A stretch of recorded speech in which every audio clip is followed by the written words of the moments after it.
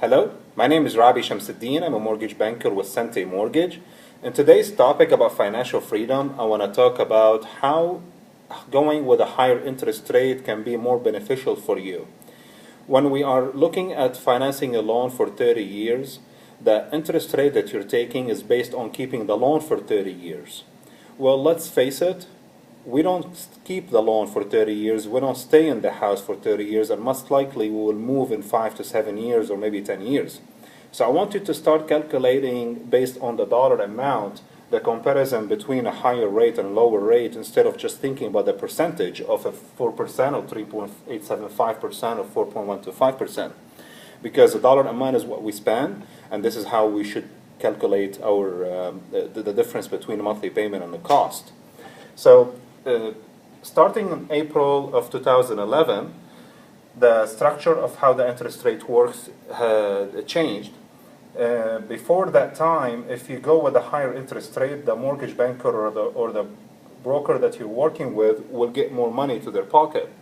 Well, since that rule changed, any time you go with a higher interest rate, that extra money that the transaction will give will go back to you.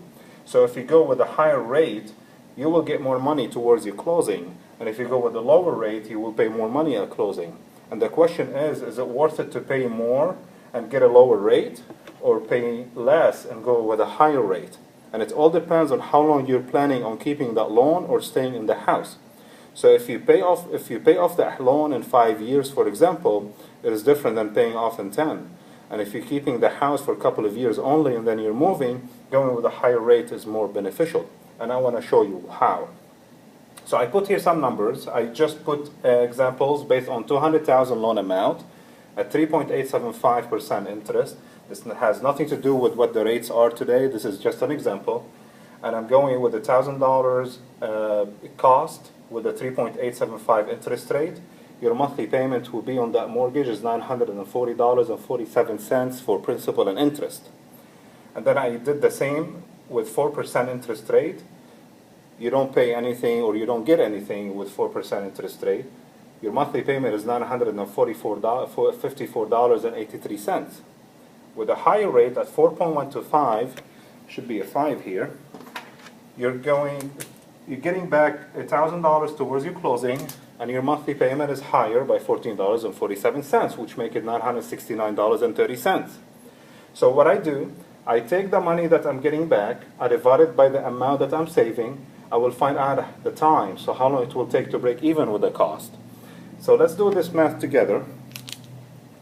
I'm looking at $1,000.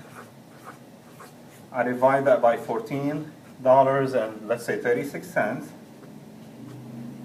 This is going to be, using a calculator, 1,000 divided by $14.36. It's equal to 69 months, and 64. Divide that by 12 to do it a year. So if you live in the house less than 5.8 years, then you should go with a higher rate. If you live in the house for more than this, then you will go with a lower rate. And this is how you calculate if it's worth it to buy down the rate or not, because a lot of times going with a higher rate can save you a lot of money.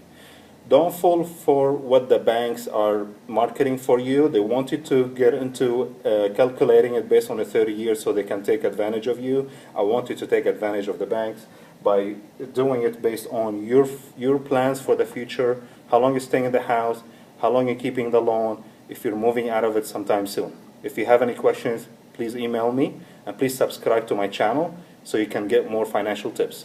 Again, my name is Rabih Chamseddine, and we're talking about financial freedom. Thank you.